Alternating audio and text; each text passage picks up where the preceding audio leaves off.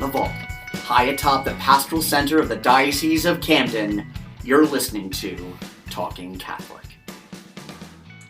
Greetings and welcome to another edition of Talking Catholic. Yes, I just used the word greetings. My name is Jen Mauro, and with me is Mike Walsh.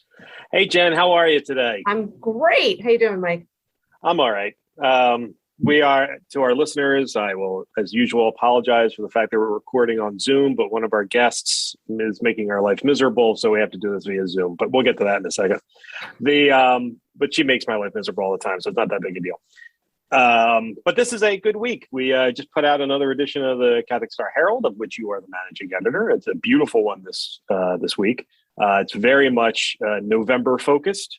I would say we actually have a couple of great articles in there that are specific to the month of November, including specifically one regarding going to cemeteries and honoring the dead. And then we talk a little bit about the dead and how they don't become, that when we die, we don't become angels, we become saints, hopefully. Right? Hopefully. Cool. Yes. I mean, I like November. I mean, not only is it, a month that kind of regroup, if you ask me a little bit, like personally, it starts off with I don't know, I think it's regrouping. It starts off with remembering, the Day of All Saints and then the Day of All Souls. And as someone who grew up not really understanding purgatory very well, it's another time for me to always remember to pray for the souls of those in purgatory and everyone else. So I don't know, I really enjoy it. And I like our cover of the Catholic Star Herald this week. I like it every week, but I like we have a cover with an angel in one of our diocesan cemeteries, and it is the month of remembrance, and I think it's very fitting as we get ready to also set our clocks back. Yeah, I know. If you're listening to this now, you haven't set your clock back yet, go set your clock back, because you're an hour late for everything. There's also another great article in the paper this week. We sort of had this series running for the last couple of weeks about working for the church as a professional, and we have an article in there that just honestly blew me away. It's with a number of members of our accounting department. And some of the stuff that they said in there was just beautiful. And as someone who is currently married to an accountant and has been around accountants most of my life, I never really thought of them as a spiritual animal, but it was really absolutely wonderful. So if you've ever considered, if you're a professional and you have, a great set of skills, and it's never occurred to you before that maybe working for the church is something that might be in your wheelhouse, I'm going to encourage people to do it because, we talk to all of our colleagues, and, the people who work here, they don't work here just for the paycheck. They work here because they're kind of getting, it may sound selfish, but they're getting something out of it. And I really appreciate that. I mean, Jen, you've been working for the church for a year or two, right? I've been working for the church for 5 years. There you go. And yes, and here for almost 6 months. Mm-hmm. And so I think anybody who's interested in working for the church and wants to use their skills, the Diocesan Job Fair is on November 10th from 3 to 7. And they should, see how they can use the skills. I am very curious, since you said about your wife being an accountant, did you go home and talk to her about her spirituality and how she uses it in her accounting job? Well, I'll tell you, I didn't ask her how she uses it in her accounting job, although I have this feeling that in her accounting job over the years, many times there's been deep, deep prayers in the hopes that the bottom line will even out. But between the two of us, she is an accountant, and she is certainly the most spiritually focused person in my household. And I think maybe, I don't know why. That's a good question. Here I am, the guy working in the church, and she's the one that seems to be very, very focused on our spiritual health. I don't know. Maybe the numbers drive her to that. I don't know. Maybe she does say a lot of prayers to make sure that the numbers even out. Who knows? Maybe she does. Maybe she does. But anyway, go ahead. No, I was going to say my mom's an accountant as well, and my mom still does my taxes, and I don't know anything about numbers. I'm the words guru. So, and exactly. She does a lot of pro bono work, so to speak, to do other people's taxes that don't understand it, and she's helped a lot of people. So. Yeah, living your faith through numbers.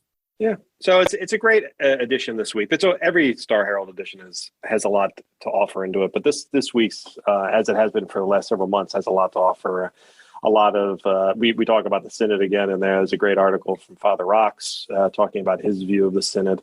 And just a whole bunch of stuff in there. And we even have a really nice sports section this week about some of our top student athletes in the diocese. So I hope if you're not a reader of the Catholic Star Herald, you'll get a subscription, or tell your parish to get you a subscription, or check us out online. That's really good stuff. But today we're talking about a topic that is of interest to many people because they don't know what it is. They don't know what it entails, and nobody ever knows whether or not they should go on it, though it looks kind of cool. So we're talking about pilgrimages. And we brought on the expert, the only expert I know in my life, but who apparently is the most experienced pilgrimage taker and planner of anyone I've ever met, Father Robert Hughes, the Vicar General for the Diocese of Camden. How are you, Father?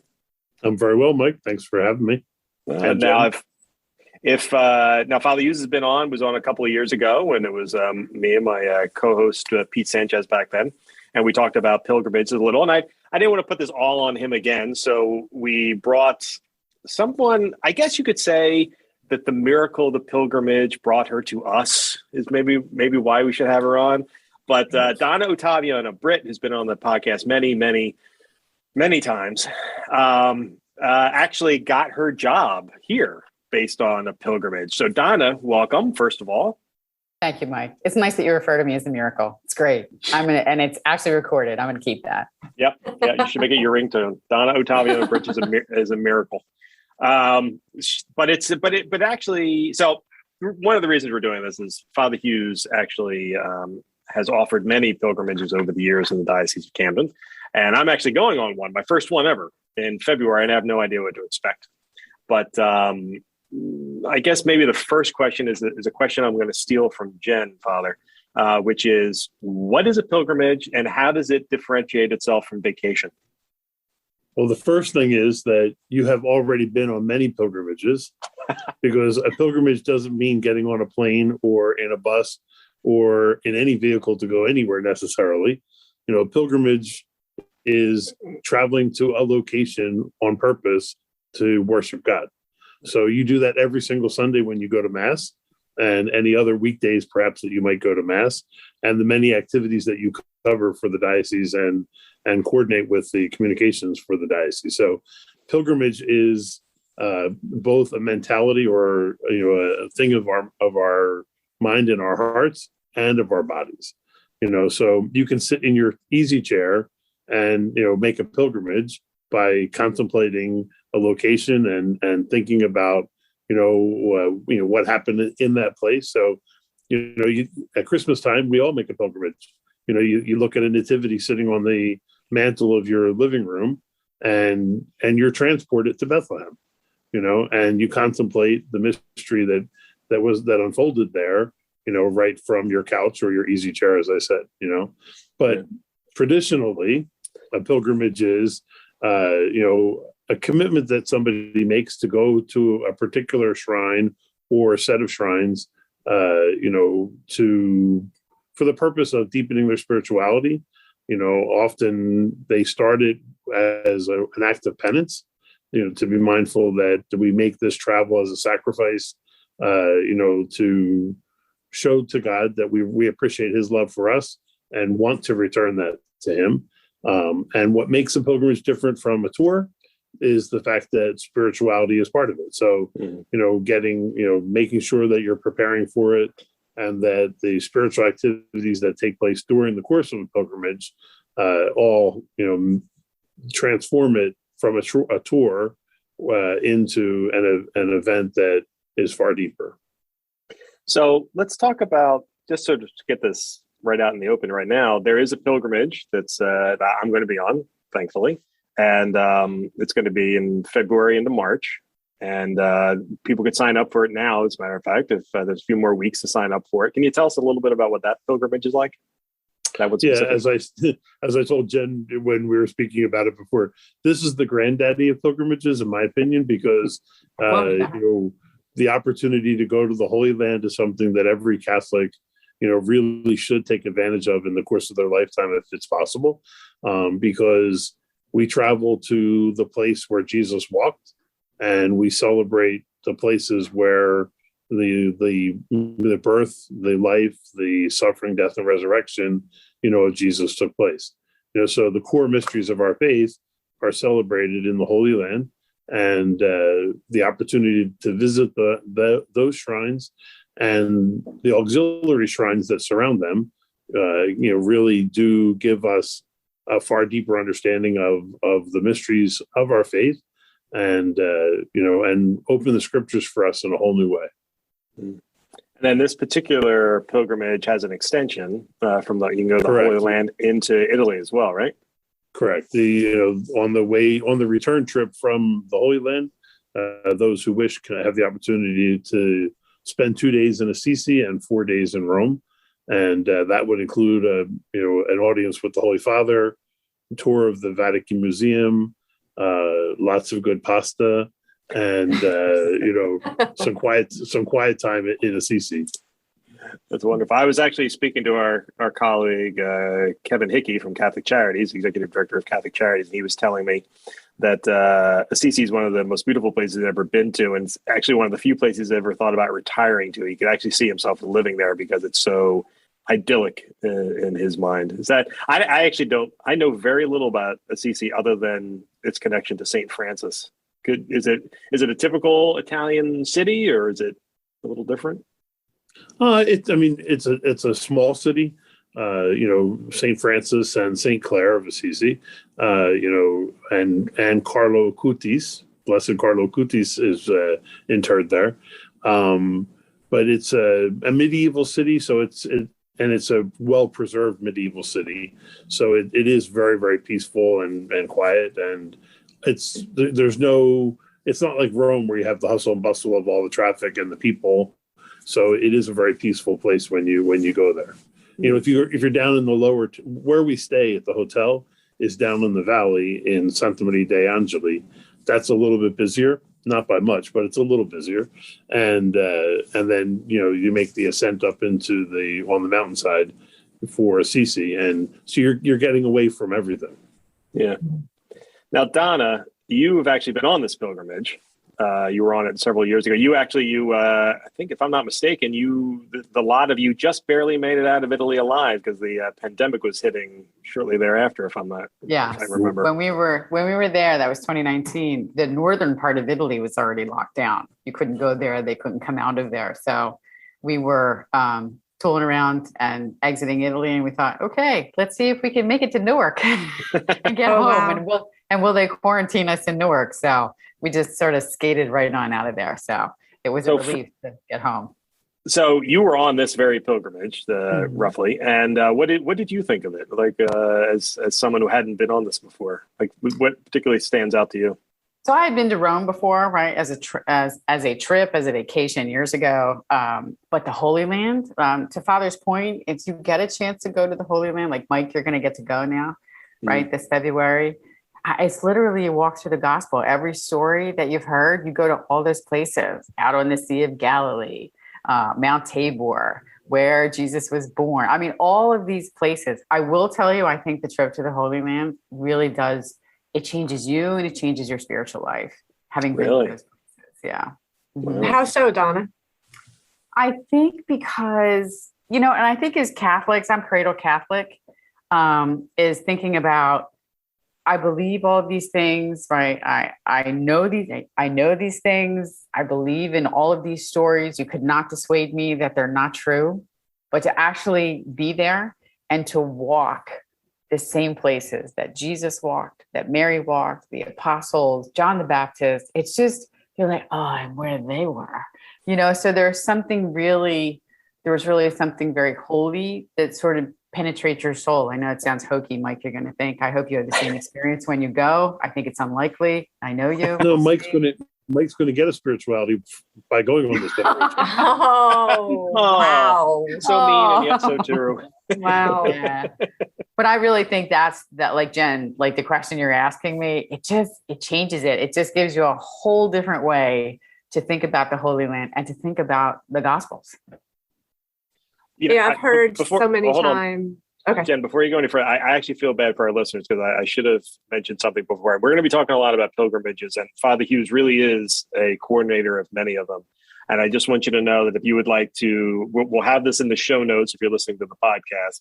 But if you don't happen to see the show notes, if you go to pilgrimages.com/FR Hughes, Father Hughes, FRHUGHES, you can see this pilgrimage that we're talking about and several of the upcoming pilgrimages as well. So I just want to get that out there now. Sorry about that. Jen, continue.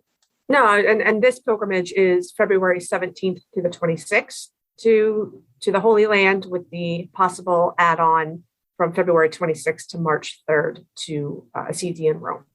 Correct. So I think it's just good people know what time of year we're talking about. Donna, when the trip that you were on in 2019, was that also around the same time frame in the February time? Yeah, same time frame. And the weather was lovely. I was about to ask that. What's the weather like over there? The weather was lovely. Like a light jacket. I mean, really just good temperatures. It was very comfortable. I think maybe Father Hughes, that's why you choose to go there then, right? That's It's correct. not as crowded. It's not as hot. I mean, I've heard people that go there like in the summer and it's just deadly. That would not be my weather, so it's beautiful weather. And it's comfortable. It's lovely, Mm-hmm. So I just think, if you're looking to do something super holy and take some time off in the winter and kind of advance your spiritual life, this would be an ideal trip, having personal experience with it. I'm curious, for the both of you, was there any particular event or location that Father Hughes, in your case, that maybe you've seen participants really gravitate to, or Donna, in your case, like something you participated in that you didn't even realize was going to be sort of that notable? So I would say, for me, I mean, all the places that we saw was probably the Holy Sepulchre, where Jesus's body was entombed, because you go to the place where the crucifix was in the ground. You can reach into the hole and you can touch where the crucifix was. There's also a slab. Father, you'd have to tell me what it's made out of, but the preparation stone, yeah. The preparation stone where Jesus's body laid. Okay, just stunning. I put my cheek on that stone. It was extraordinary. And then to go in to where he was entombed, that was a remarkable experience. I mean, we got up in the middle of the night for that one. We walked the Stations of the Cross, and then we went to these 3 places, and then we had the Catholic Mass there. And I don't know what time, like 6:30, maybe the sun was coming up. I mean, it was an extraordinary day. Was that the one where we have video evidence of Donna whispering quietly as the procession is going by? Ever go away. Ever go away. What? I don't know the story. This is all you hear on the Via Crucis, right? You hear, "Hello, this is Donna Ottaviano-Britt. We're on the Via Crucis." So it's like, wait, can I just tell you? It's like 3:30 in the morning. 4:30, whatever. We had to get up at 3:30. What difference does it make, right? So Father Gormley is leading us through the Via Crucis, the Stations of the Cross, as we get up to the place of the Holy Sepulchre. And Father Hughes says, "You should be recording this." I'm like, okay. So I'm in my backpack looking for my phone and my little microphone and the whole thing. But I don't want to, disrupt anybody in this holy walk we're taking. So I'm whispering and I'm recording. I'm taking video of our pilgrimage as we're walking, but I'm whispering. Right. So we uploaded that, I think, Mike, to the diocesan page or whatever, because I would do these uploads of all the things that we did there. And I would interview the pilgrims and Father and Bishop, because Bishop went last year. But it never seems to go away, is my whispering recording of the Stations of the Cross. Because even one day on the bus, I'm sitting in the back of the bus. I like the back of the bus, right? My husband and I and our friends are sitting in the back of the bus for the pilgrimage. All of a sudden, coming through the speakers of the bus is my voice. Oh, no. This is station 4. Whatever it is. I'm like, Father's playing it at the front of the bus with the microphone so everybody could hear me. I was like, okay, and it just never goes away. And it never gets old, obviously. But you know what? That's the thing that I've enjoyed most about the stories from the pilgrimages is that so on paper, they seem very sort of solemn and devout and spiritual, but the stories I hear from them are all very funny and lighthearted and joyous. And that brings me great comfort knowing that this is what I'm going to be going on soon. Father Hughes, are they typically are they a good time in addition to the dedication to our spirituality? Yeah, because the nice thing is people come from all over the diocese. We have people that come from other parts of the country and join us, because they know somebody or they are connected to the tour company in some way or what have you. And so, these people all gather for the same purpose. And in a very short period of time, people they become friends, they become family, Mm-hmm. and so there's a great deal of joy, in celebrating what we see, as we go through the pilgrimage. Every evening, people gather before dinner, to have a cocktail or a beer or whatever, so it's typically Catholic. It's, we incorporate all of life. We enjoy the food, we enjoy the fellowship, we enjoy the sights that we see, we celebrate, but we also have fun. Well, now you've been running pilgrimages for years and years now. How did you get into the pilgrimage sort of world?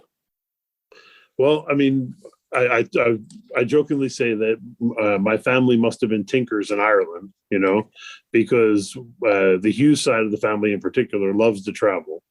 And when I was in high school, I had the opportunity given to me, by my parents. I mean, they were the ones that paid for the trip.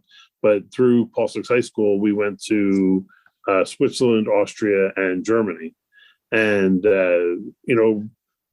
I realized on that trip how much you learn from being exposed to other cultures and other ways of doing things. And so then when I was teaching in the high school, I started running trips to France, to Italy, other places. And then when I left the high school, I just continued it in the parish. So every other year in February, February of even years, I always do the Holy Land, and then a smattering of other places, at other times of the year. Well, you have a couple of really interesting ones coming up as well. Can you tell us about those a little? Yeah, the 2022 we have the Holy Land in February. Mm-hmm. Bishop will join us on that pilgrimage, so that makes it an extra special pilgrimage. You get a few extra benefits when you're in the Holy Land and you have a prelate. Then in July we have Ireland, and then in September we have Oberammergau. That actually now is sold out.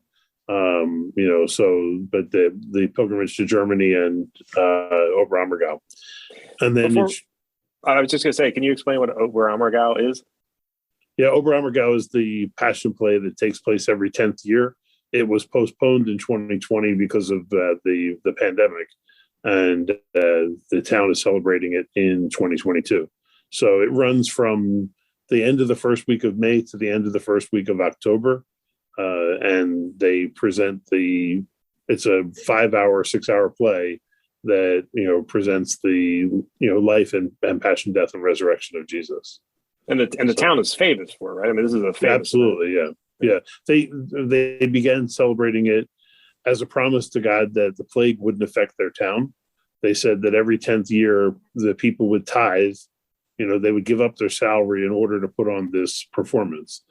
So it is still the tradition that those who are performing in the play are not allowed to earn an income, but the number of tourists that come, their families benefit well. So, so they specifically might not earn an income, but the town does very well, obviously, and the whole region. And you lived in Germany for a few years. Did you go to that? Me? Yes. Yeah, I lived in Germany. So when I was there, it wasn't the year for Oberammergau. But I went to the town. It's absolutely beautiful, right at the bottom of the mountains. You're completely surrounded by mountains, and the town itself, even in a non-production year, so to speak, it's everywhere. You can sit in and speak to somebody who, starts a year or two in advance to start growing their beards out for their roles. And, right. It's just part of the culture there. And it's a beautiful part of the German countryside. So awesome. I hope everybody goes. I already asked Father Hughes if he needs a translator. I can dust off my German and come along. And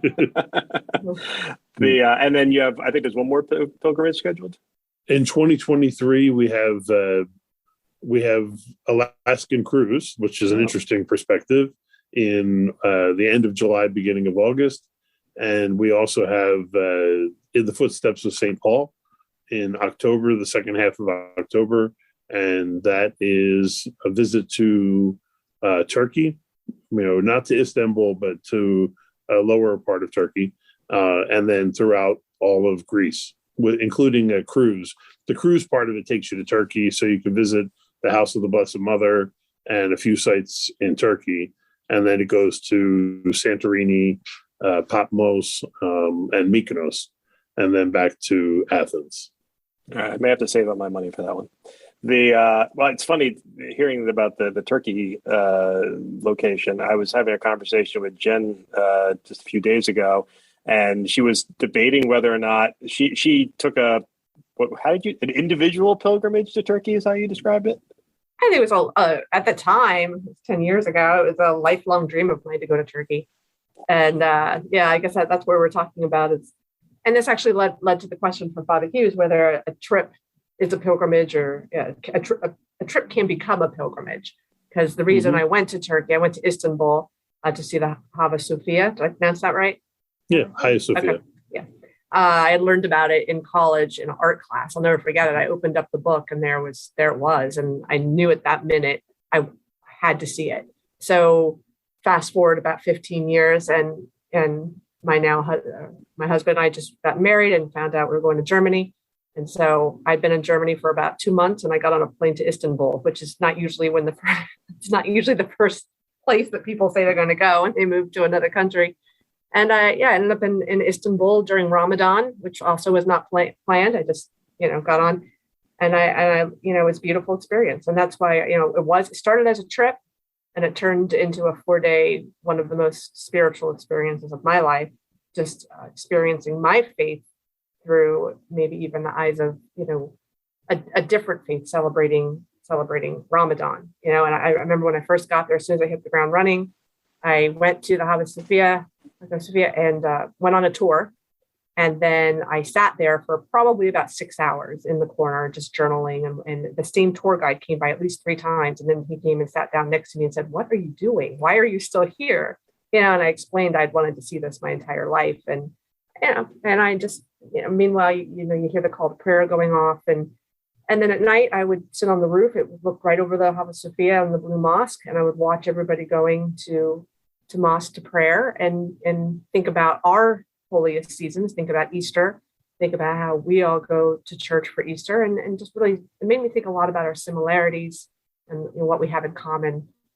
And that's what I did for them 4 days, is really walked around the city to experience that culture and their faith and try to find our similarities and not our differences. And I loved every minute of it. I apologize for, as usual, being the dumb one on the call. What is the Hagia Sophia? The Hagia Sophia is started off as the original cathedral for the church in Istanbul. Well, when it was Constantinople. And throughout history, it has been transformed between church and mosque. And now it was a mosque that was opened as a museum. But 2 years ago, the president of Turkey closed it and returned it to the status of a mosque. So it's much more difficult to visit than it used to be. Okay. I did not put 2 and 2 together. I had heard that story, but I did not know that was where that was. So Donna, now your trip to the Holy Land and Italy with the diocesan pilgrimage 2 years ago was not your first pilgrimage, right? No, I had done several of them prior to this. The first one I ever did was with the priest that married us. And so Joe and I had never been on a pilgrimage. This is back in 2015. And so Father John McFadden is like, "So why don't you come on a pilgrimage with us?" And I remember Joe saying, "Are we going on that pilgrimage with Father John?" I'm like, "I'm not saying no to Father John. Are you?" He's like, "Well, I guess not." So that was like our first one in 2015. But I actually met Father Hughes by going on the Lourdes and Fatima pilgrimage in 2017. Friends had invited us to come on that pilgrimage, and that was going to be in the fall, in September. And so, but we had already done a pilgrimage in the spring. I'm like, who does 2 pilgrimages in the same year? And but obviously we Hughes do. apparently. Well, for us, we'd gone with Father John in the spring. We did this whole trek from Poland down to Croatia in May. And so now we're going to go to Lourdes and Fatima in September. And so we're like, okay, we'll go to Lourdes and Fatima. My mom was like, I can't believe you would even consider not going there. I was like, no, we're going to go there. And then there was this 3 days you could tack on at the beginning where you go to Spain. You go to the places of St. Ignatius of Loyola, who Joe and I love, St. Ignatius of Loyola. In this house, we've sort of studied quite a bit of his spiritual teachings. And I was like, well, how did we not miss that? And so we go. And that's where I meet Father Hughes for the first time. I have no idea what So what did you say? And her life changes. And my life changes. And I didn't had any idea what a vicar general was. I knew nothing, right? So I'm just minding my own business, going on a pilgrimage and thinking it's all terrific. Fatima and Lourdes were stunning, unbelievable places to go. Being in the place where St. Ignatius of Loyola had his conversion was extraordinary. We had come into possession of a second-class relic of St. Ignatius, which we brought with us. So when Father is doing the Mass in the room where Ignatius had his conversion, I was like, can I please put my relic on the altar? So, I mean, it was really, I must have looked like I had electricity like arcing out of my head the whole day we were there. I mean, it was just a great experience. Remember the sacristan showing us the relic though? I do indeed. Yeah. So the thing that happens at the very end, most of our tour is moving out of this chapel, Ignatius's room where he had his conversion, and Father Hughes at the time was fond of calling me Mrs. Britt. Usually because I was talking on the back of the bus when I wasn't supposed to. Sounds about right. Oh yeah, there's a little bit of that. And at the time, I didn't know Father Hughes. And I remember on the back of the bus going, was he like a school teacher or something? Like, what's with that? Only to come to learn, yes. Mm-hmm. So in the back of this chapel, so everyone's leaving the chapel and we're going to get a little time to rove around the cathedral, and the Loyola house. And Father Hughes calls me back because he already knows all my, our attachment to St. Ignatius. Well, here the sacristan, he must be in his 80s. I don't think he spoke any English. Did he, Father? I mean, really, you were speaking. No, not really, no. Right? And so he's taking out of this safe a first-class relic of St. Ignatius' skull. And so we had the opportunity to venerate. I got a chance to touch our relic to it. I was like, Joe, touch your head to that. It was such an extraordinary experience. And so because Father, I guess I must have talked enough about it, that Father called me back so we could have that experience in the sacristy. So it was pure gift. Wow. That's wonderful. Yeah. And, but the other part of this story is that over the course of the pilgrimage, we wind up having this conversation around the convocation of Catholic leaders, the joy of the gospel that had occurred earlier that summer in Florida. And I had explained I knew about it. And, I'd really love to get more information. What did you all bring back? Blah, blah, blah. And he said, well, we're going to replicate that here in the diocese. So I spent a number of days saying, okay, whenever you do it, I just want a ticket.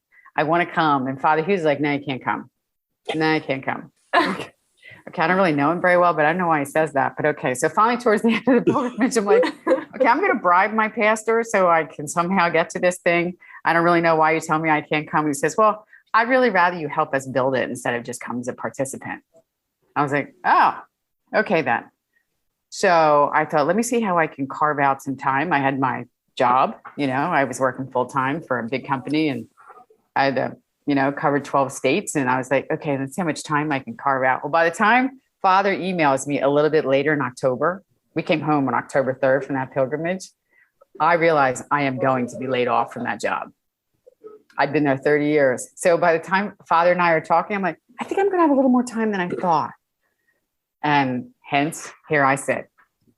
And my life has never been the same ever since. Probably not. But that is true. I mean, Father has talked a couple of times now about how, the relationships that are made and the things that are formed. It is.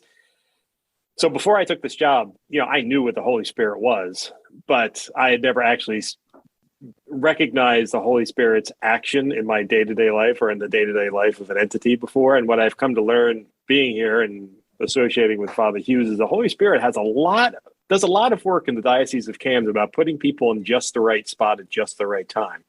So, Father, I'm curious, is that going back to the conversation about spirituality, I mean, we've talked a little bit about how the camaraderie that forms.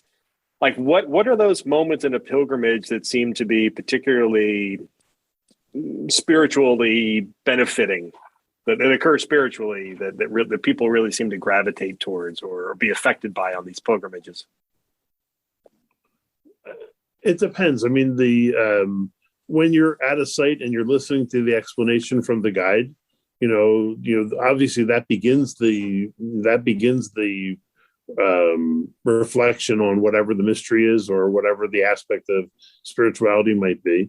But then when we're done and every place you go, you have a few moments before you have to reassemble on the bus. And depending on where it is, longer periods of time or shorter. And, but in the walk back to the bus or the walk to the site, people have conversations. And, so you share, like, you're walking to the next site and you share your experience of the previous one, or somebody has a question that they didn't understand what the tour guide said, and they'll stop and they'll say, "Father, can you explain this?" Or they have some other question that pertains to their own spirituality. So the conversations just unfold, and you learn about each other. You learn about your story of faith, and things happen. I mean, the Holy Spirit definitely is present, and sometimes, like I said, you just have this sense that when it came to Donna on that trip, just from knowing what she spoke about, in her personal life, she had the skills to do what we needed done, and the Holy Spirit kept saying, "You got to ask her. You got to ask her." So I asked her. That is very good to go. And as much as it pains me to say, I'm very happy that the Holy Spirit was working to our benefit at that time and brought Donna to us. That was very, very fortuitous on our part.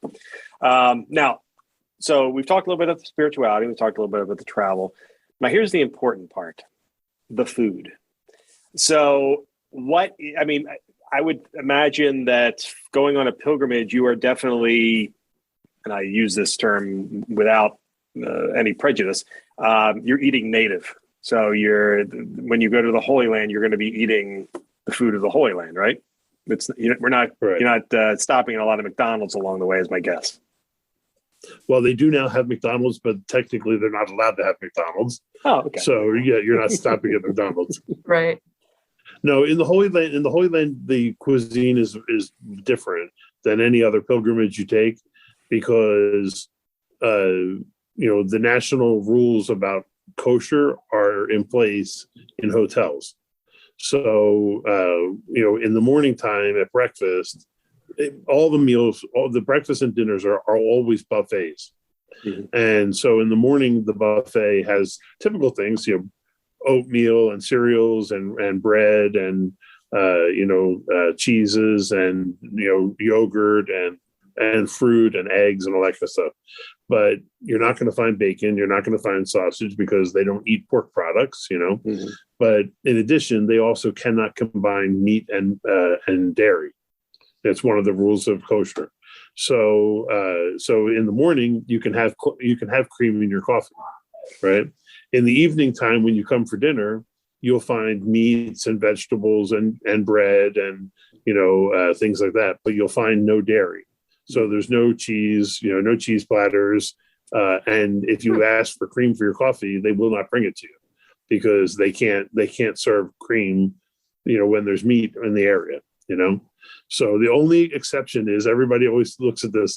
One of the hotels has an ice cream machine, but it's not ice cream. It's non-dairy, custard or whatever you want to call it. Right. But so they're like, how come they can serve ice cream here? And I'm like, well, it's not ice cream. It's a non-dairy, treat.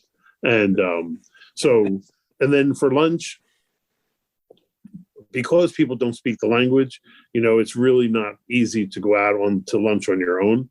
And so the tour guides usually will organize a lunch together. You don't have to participate in lunch. But, generally it's a falafel, or a gyro, something like that, or a salad. We used to schedule lunches, but they took too long and they fed you too much.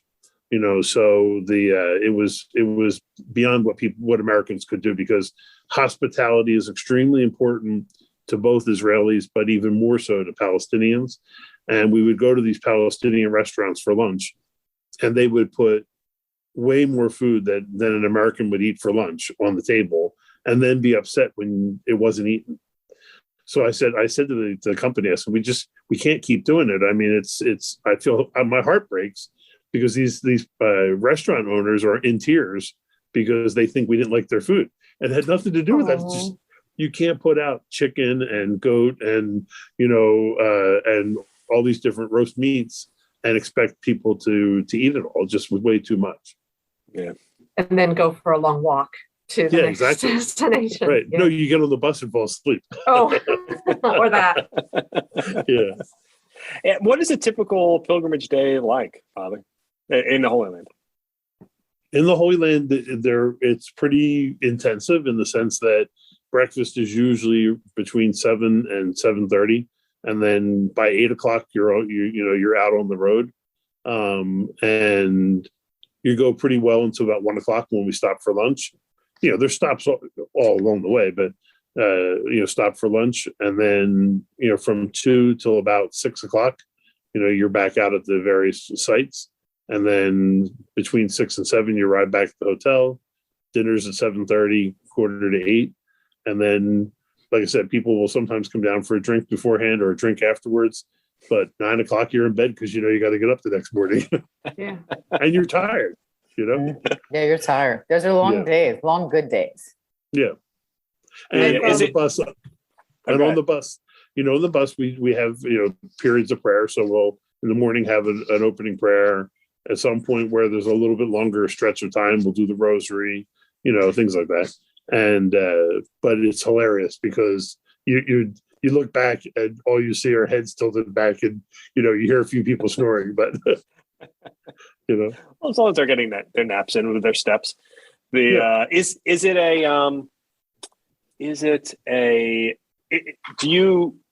Is it sort of a home base situation where you stay in the same hotel and then you drive out from that hotel? Yeah, we only use 2 hotels. So the first day you arrive at Tel Aviv airport, and we arrive on the Sabbath. So it's already Friday evening, and we make our way to the Galilee, and the first 2 nights are in a hotel in the Galilee. On the site, the last time and this time this year we're going, it's the site of St. Mary Magdalene, and then in Jerusalem we stay at a hotel just outside the city walls. This one we're staying at is different from the last one. It's called the Olive Hotel in Jerusalem, and we stay there the 5 nights and do the day trips for the various things.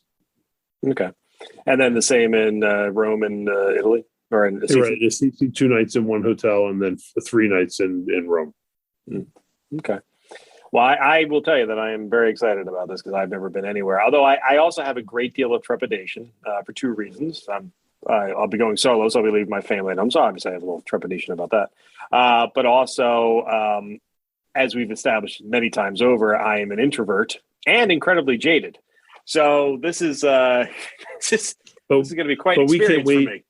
But we can't wait to hear you on the Via Crucis going, "This is Mike Walsh."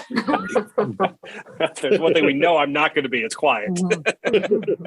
But I am going to see if I can improve on Donna's videography. I should also say, if anybody wants to find that those videos are available on our Facebook page, the Diocese of Camden Facebook page. So I do encourage everyone to take a look at them. Jen, I particularly encourage you to go check them out and have a good laugh. I will. Now I know what I'm doing this weekend. Donna did actually, I have to give her a lot of credit. She did a really good job. I'm actually going to because I'm going to do the same thing. And I am going to sort of do a travel log of our pilgrimage and see if we can improve on Donna's inability to actually get any of the sites in any of her videos. But she did a great job with the conversation. So they're great conversations with participants. You'll have the same experience, though. You'll be overwhelmed by the sites, which prevent you from videotaping them, which is fine. I'm hoping my professionalism will kick in, but we'll see. Maybe. But people you've got to let your heart kick in. and have There you Hasn't go, done that Father in 50 years. I don't, Hughes. that might be a lot to ask, but we'll see. Well, I like Um, that. Donna, from when you, yeah. go ahead. what were you going to say? No, go ahead. Well, I was just going to say, in all of the pilgrimages you've been on, have there been any that were really, I mean, I know you talked about the Ignatian, the moment of being around St. Ignatius's relic. But beyond that, were there moments in Rome, were there moments in Assisi, were there moments in the Holy Land that really kind of knocked you back in addition to like the Holy Sepulchre?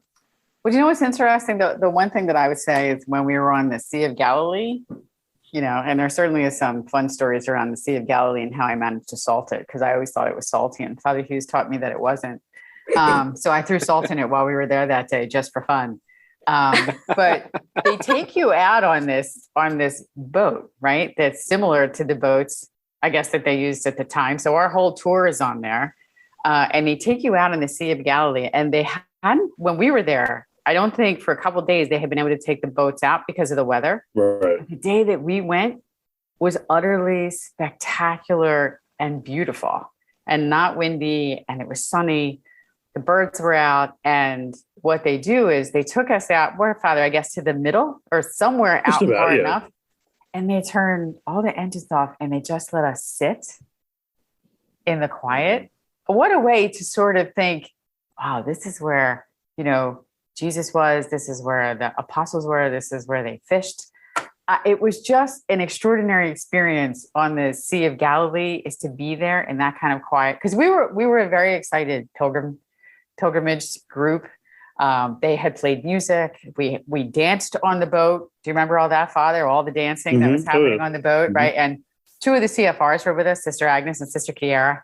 You know, so there was some dancing, and they played music, and we raised the flag. And then the captain of the boat, whose name was Peter, by the way, he tosses the fishnet off to the side. Perfect. And it was really just this wonderful, I think it might've been, I don't know, Father, remind me, like 2-hour excursion out on the Sea of Galilee.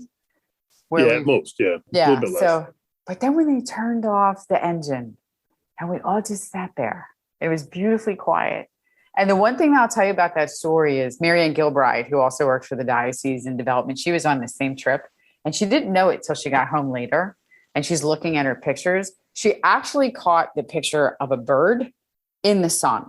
Like it was just couldn't have been a more perfect shot, which she was just taking pictures, you know, of everything that was out there and didn't realize it until later. So that was another sort of one of those moments. And the other part, when you go to Rome and you go up the stairs, Father, are they going to be open? The stairs where you go up that staircase that they believe Jesus walked up, and you take it on your knees, you know, all the way up to the top of the staircase. That was a pretty extraordinary moment too, is to think that these are the steps that Jesus walked. So there's so much real richness in a pilgrimage. I couldn't encourage people more to go if you can. So Donna, we've kind of talked a little bit about actually how your life changed from that pilgrimage, because you and Father Hughes met each other and now you work for the diocese. But how do you think spiritually you change when you come back from a pilgrimage? I don't think you can't be. I can't wait to see Mike when he gets home. I know. It's very exciting.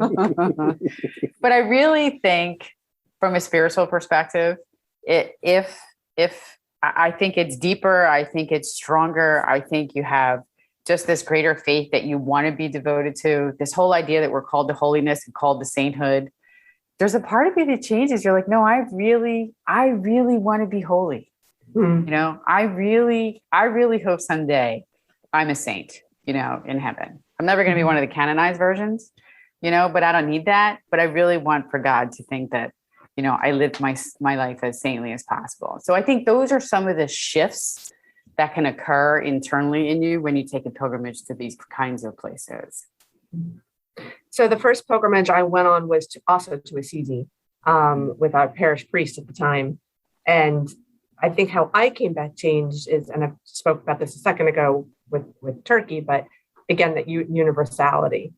Not only did I become better community with my fellow parishioners, I got to know them better. So when I'd go into church, I'd be like, oh, it's, Stacy, it's, oh, and do you remember when we did that? But also, with, a different culture that maybe I might not speak the language or vice versa. But when I'm standing, when we're in mass together and I'm holding hands with an Italian and I don't understand the words, I know what the words are because we're saying the same words in just two different languages. So I felt when I came home, I felt more, I guess, at peace in who I was in my role in the world, I guess. And that's how I felt anyway. I felt like I had brothers and sisters in other countries for the first time I could lay eyes on. So, and that's how I felt. But Father, I know that you said this is your 12th time, or you've been to the Holy Land 12 times. I think this is going to be my 12th time. Your 12th time. How do you still bring something new back every time you come? You go? Oh yeah, like I said, I mean, I lived in Rome for 5 years, so going to Rome, going to a CC. I used to go to a CC 10 times a year. So but when you see it through the eyes of people who haven't seen it yet, that's what's amazing. So watching Mike at the shrines, will be interesting, because it'll be a whole experience for him that I've had, but I have again when I see somebody go through it, and so that I think is the thing that brings me the most joy, and the reason I keep doing it is seeing that, if somebody doesn't do it, people don't have the opportunity, right? Or they might not take the opportunity. So. And that's actually what since I'm the person who has resisted for years and years and years doing something like this, and still even now, this very minute, and filled with dread at the very possibility of doing this. But I am looking forward to coming back, hopefully as an advocate for these things. And I know in my personal life, I'm always telling I just went to Nevada recently and saw the Grand Canyon and a few other natural wonders. And I was just blown away. And it made me think that I have not spent enough time crisscrossing the country in my car and actually seeing things. And now that I'll have the opportunity to go to the Holy Land, something I've, read about and watched and, since I was a little kid, this will be quite interesting. And as someone who really likes to, it's going to sound strange, but I like to go to a new place and smell it. I wonder what those smells are like. What does Assisi smell like? What does Nazareth smell like? What does Bethlehem smell like? What does Jerusalem smell like? Well, how does the sun hit an object? You can only get so much from two-dimensional photos or videos or even the written word. So, much like you were journaling for 6 hours in Turkey, I doubt I'll be journaling for that long because as a former writer, I do my best not to write anymore. But I have as a current photographer, I do suspect I'll be taking a lot of photographs and a lot of videos. So I am looking forward to it. I'm very scared about coming back spiritually changed and touched and liking people. That part unnerves me a little bit, but I'm willing to take the risk. Though with my luck, I'll probably come back and be Muslim for all I know. Who knows? I just want to add too that don't think that you have to go to the Holy Land or you have to go to France or you have to go to Italy to go on a pilgrimage. You can drive across the river and visit the Shrine of St. John Neumann or Catherine Drexel. We have many places in our own country where we can pilgrimage. So yeah, and that's true. And I think most Catholics don't make the effort to do that as well. So that is something to consider. So I do hope, as you're listening, that you will maybe not, if you can't go to this one, though, I would hope that people would try to. I even was trying to convince a soon-to-be married couple to take this as their honeymoon. So hopefully Jose and Star will do that, but we'll see. No pressure. No guarantees, though. But anyway, I hope people, if you're interested in it, you'll take advantage of it. The one thing I can, even though I haven't been on it, the one thing I can absolutely guarantee is that everyone who's been on one of these pilgrimages, particularly the one that Father Hughes helps put together, have all come back with rave reviews and genuinely been touched by it. So check it out at pilgrimages.com/FRHUGHES, Father Hughes. For more information, I should probably actually look at that page at some point and just see what I've actually signed up for. But yeah, I will also say that the company that he uses does a great job making sure that send out information packets so that you go very, very well prepared. So anyway, so Father Hughes, thank you for joining us. Donna, thank you for joining us. And Jen, thank you very much for making me do this episode. And to our listeners, thank you all for listening. And we will talk to you again next week. See you, everybody. Bye.